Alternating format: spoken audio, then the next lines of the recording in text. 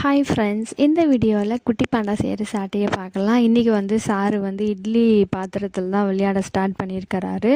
இவர் வந்து கிச்சனுக்குள்ளே போய் அவருக்கு என்ன தோணுதோ அதை வந்து கொண்டு வந்துடுவார். இன்றைக்கி வந்து பாப்பா வந்து ஹெல்ப் பண்ணால் பாப்பா போயிட்டு அந்த இட்லி பாத்திரம் வச்சுன்னு விளையாடிட்டே இருந்தால் இவர் போய் அவகிட்ட சண்டை போட்டு ஒரு வழியாக எல்லாத்தையும் வாங்கி வச்சுக்கிட்டாரு. பாப்பா வந்து ஒரே நான் வந்து பாப்பாவை சமாதானப்படுத்தி பாப்பாவுக்கு வந்து வேறு கொடுத்ததுக்கப்புறம் அவள் வந்து விளையாட ஆரம்பிச்சிட்டா.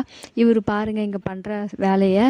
இட்லி பாத்திரத்தை வச்சுட்டு ஒரே அட்டகாசமாக இருந்தது. நம்ம வாங்கினாலுமே அழ ஆரம்பிச்சிட்டாரு. சரி என்ன தான் பண்ணுறான்னு சொல்லிட்டு கொஞ்ச நேரம் அவங்ககிட்டே கொடுத்துட்டு நானும் வந்து வீடியோ ஷூட் பண்ண ஸ்டார்ட் பண்ணேன். ஒருத்தர் இருந்தால் கூட சமாளிச்சிடலாம், ஆனால் 2 பேருமே வந்து சமாளிக்கிறது ரொம்ப பெரிய கஷ்டம். 2 பேருமே வந்து நம்ம டேக் கேர் பண்ணுறது வந்து சும்மா கிடையாது. ரொம்ப ரொம்ப ரொம்ப ரொம்ப இருக்கிறதுலே கஷ்டமான வேலை எதுன்னு பார்த்தீங்கன்னா இதுதான். இவங்கள உட்காந்து இவங்க அடிச்சிக்காமல் விளையாடுறத பார்க்குறது தான்.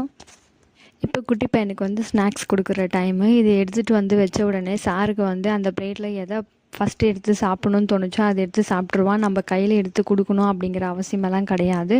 இந்த விஷயத்துலலாம் ரொம்ப சமத்து புள்ளியாக சாப்பிட்ருவான். நம்ம ஃபோர்ஸ் பண்ணி ஊட்டணும் அப்படிங்கிற அவசியமே இருக்காது.